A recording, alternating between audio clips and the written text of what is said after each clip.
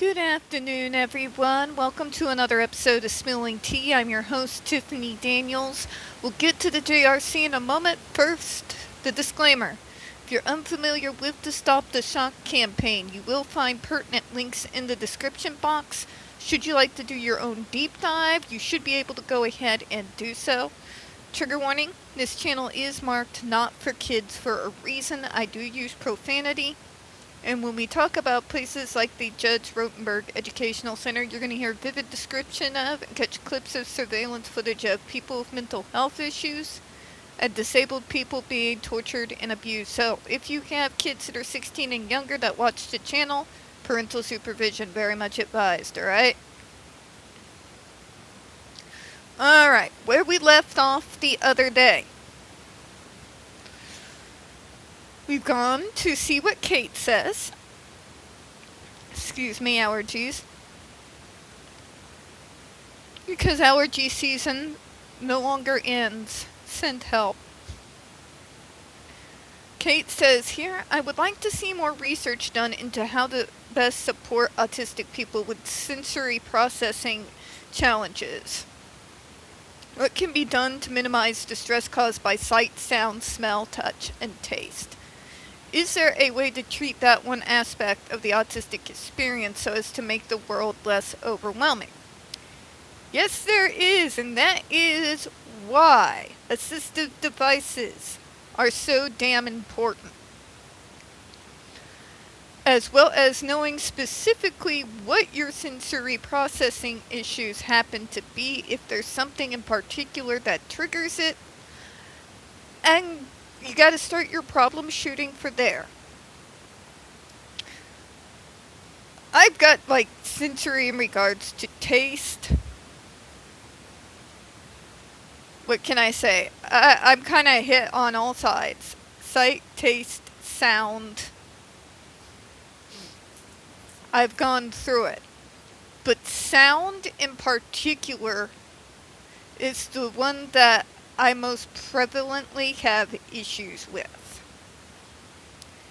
Which is why a lot of folks that used to come through my office doors to help deal with the sounds is to have a pair of head counseling headphones to assist to at least kind of filter out some of that additional sound, so that it's not overwhelming you as much. There's no way that I know of, outside of things you really shouldn't do,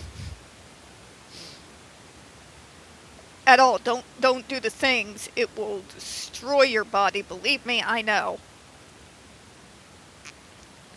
But outside of that, things like noise canceling headphones may help, and you don't have to get the big bulky ones. They do have the noise canceling AirPods. I never get those because I have extremely tiny ears. And I have never been able to use those types of headphones. They always fall out. Always. All the time. So I have to get the big bulky set. But if that sort of thing, drawing attention to that, kind of gives you some issues there, trying to think of a way to put it, then something like those little pods you put in your ears that are noise canceling could probably help quite a bit with that. As far as overall, like a medication or a therapy that could help us tap down on those sensory issues, I don't want to take away all hope, but at 41 years of age,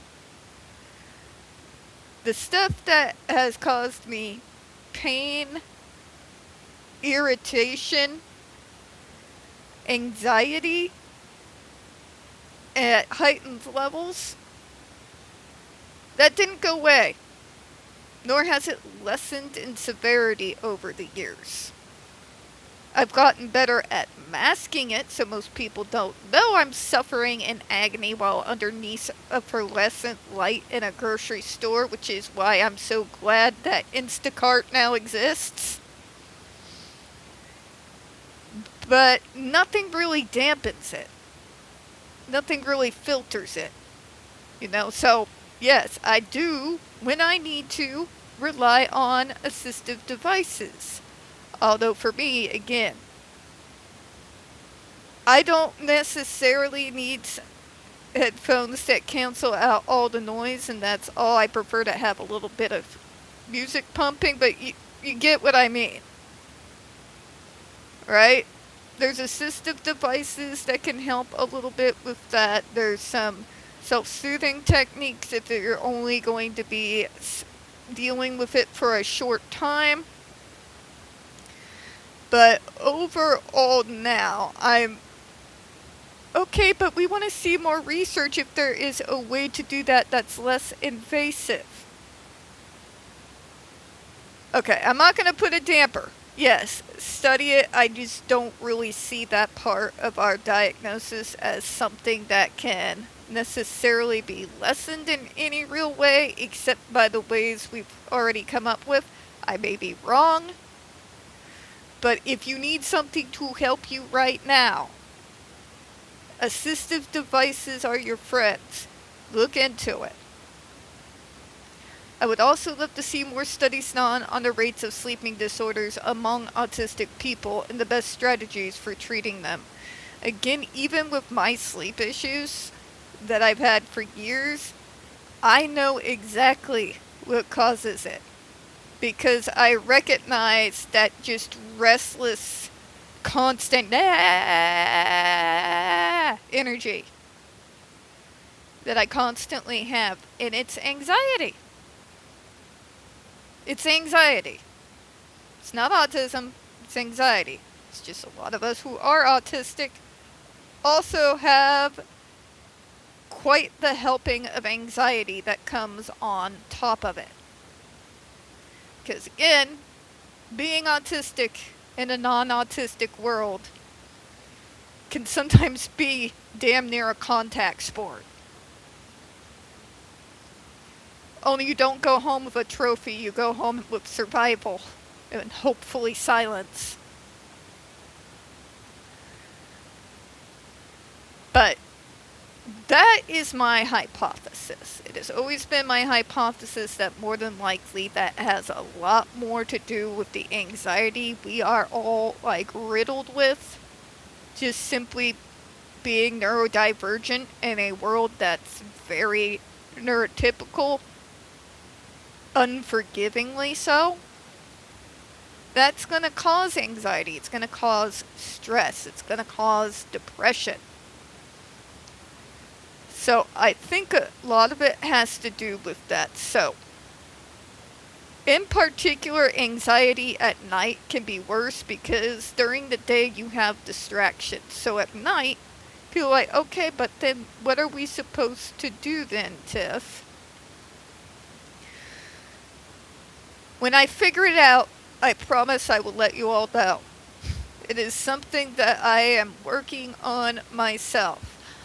Right now, I rely very, very heavily on things like valerian root tea, or just warm tea in general seems to really help me at night.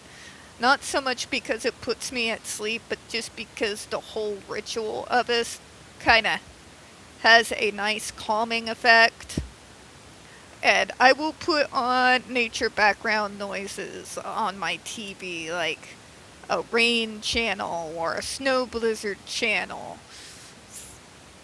Things of that nature. On top of that, there is CBD gummies. There's 4 different types of CBD gummies I take at night. Plus tea. Plus I take the Tylenol PM type pills. I haven't found any way to be able to deal with the sleeping issue without it being some form of medication or gummy. So I too would like to see a few more studies on that, but in particular, I want to see it done just overall anxiety, people with sleeping troubles, deep research, because although it may affect us in a particular way, there are more than just us who are neurodivergent who are running into those types of issues right now. But yes, that would be good to see. Alright, and I know it cuts it short, but I'm going to go ahead and cut out of this vid here. We don't get very many views on this channel. The few we do tend to get removed from time to time, so folks, you know the drill. If you could, please don't forget to hit the like button, hit subscribe, hit the comments, make sure you're set up for notifications so you don't miss Down the Rabbit Hole or the Snake Oil Salesman series as we put up new vids for this coming weekend.